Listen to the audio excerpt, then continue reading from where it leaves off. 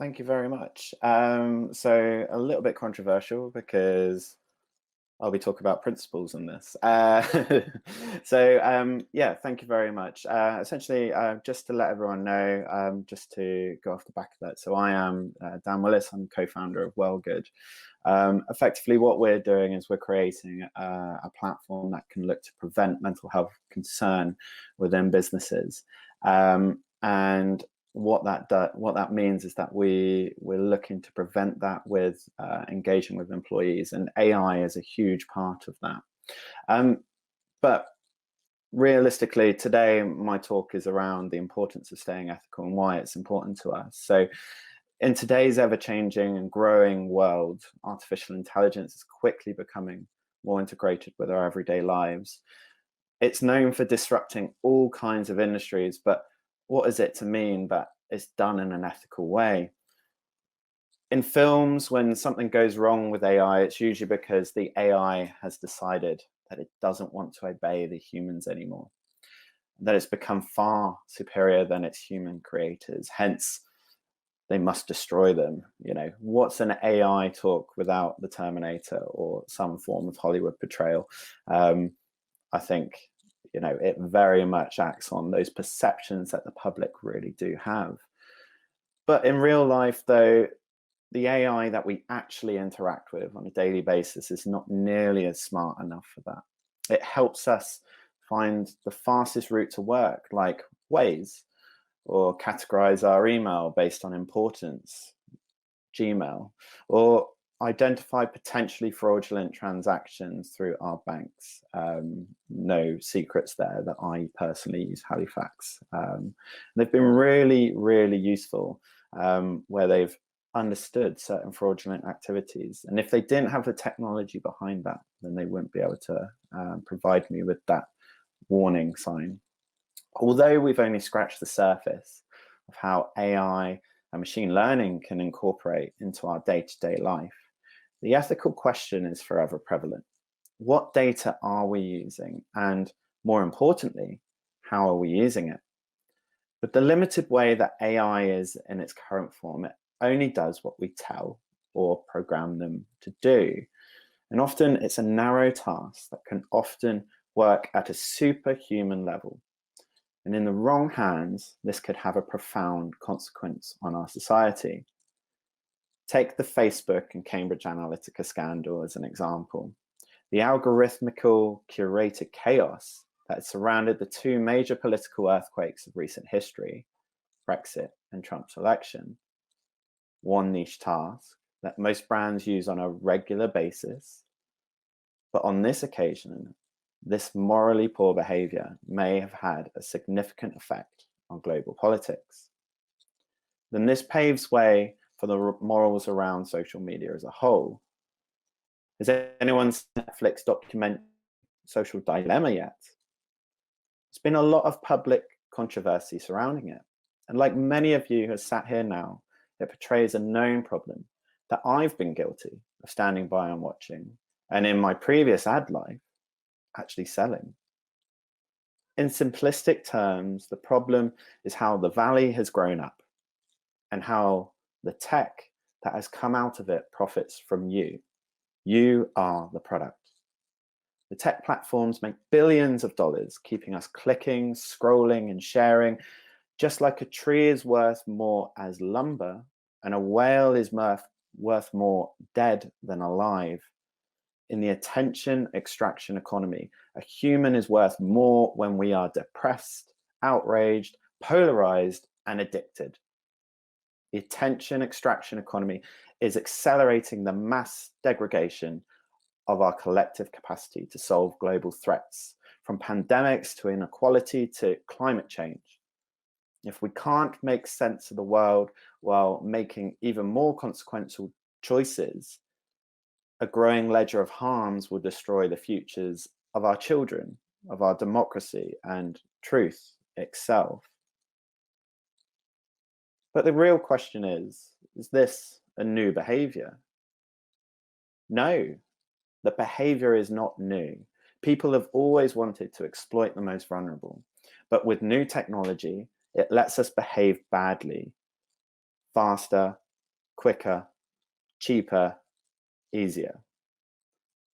Not quite a Daft Punk song, but nearly as catchy. So if it's not new then what is the issue? And why is the ethics around this important to Wellgood? Now, the importance of this is the basis of knowing that the data that we have to keep everyone safe is the same data that we could use to exploit people. The propensity to manipulate when people are at their most vulnerable, because we have that data already, you could also use for insidious means. We've seen that with the examples given above,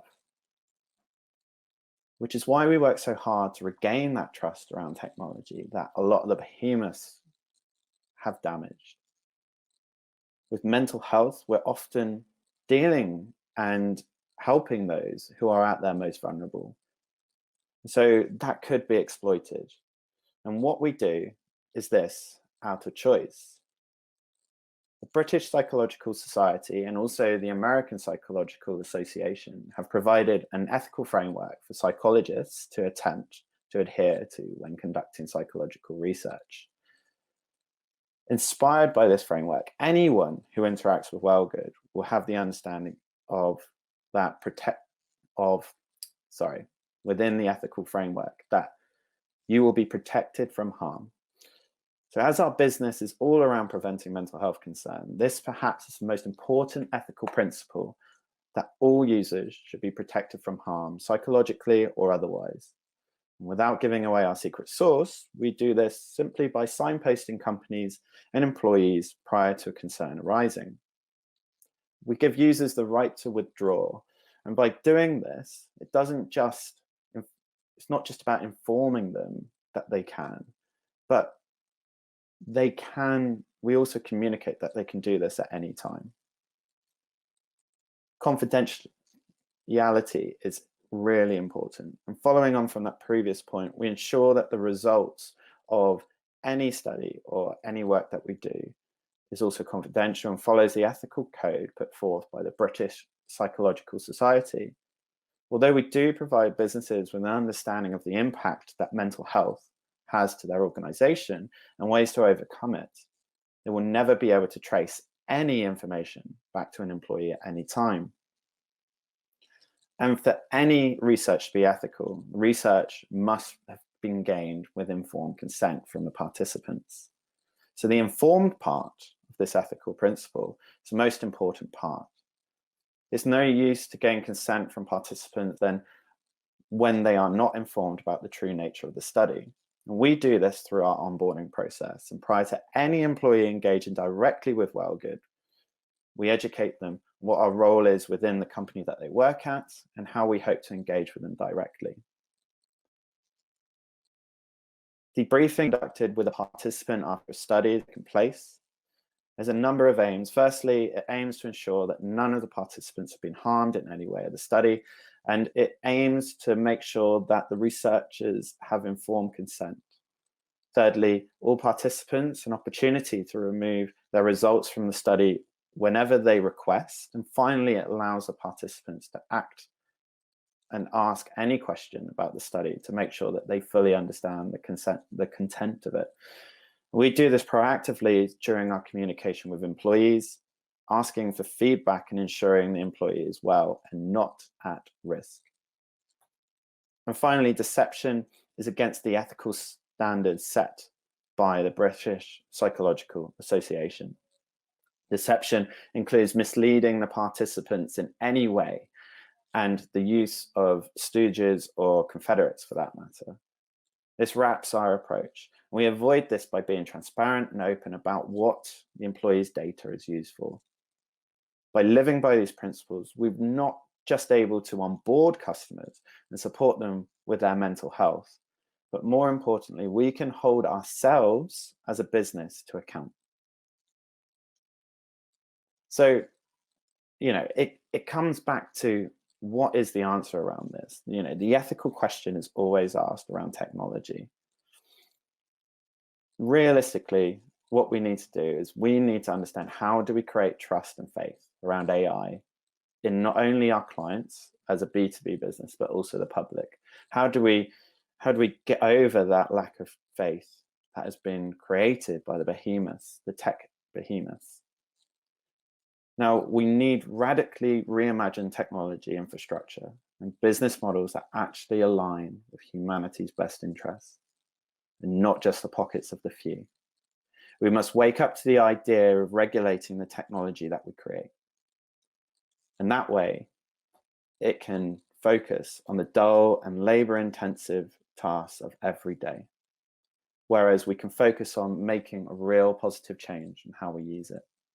We can be inspired by things like the B Corp movement, providing a visible accountability of businesses who want to be sustainable, or even through more traditional routes like the WCAG, driving a more accessible internet, and specifically by Norway as a country where it's now law to have a minimum of a AA standard website within that country. But as with the climate crisis, the problem needs to be tackled as a collective. So, do we need to condemn those who pollute our behavior and rebel against them? The question that I ask to you is, how do we do that? Thank you.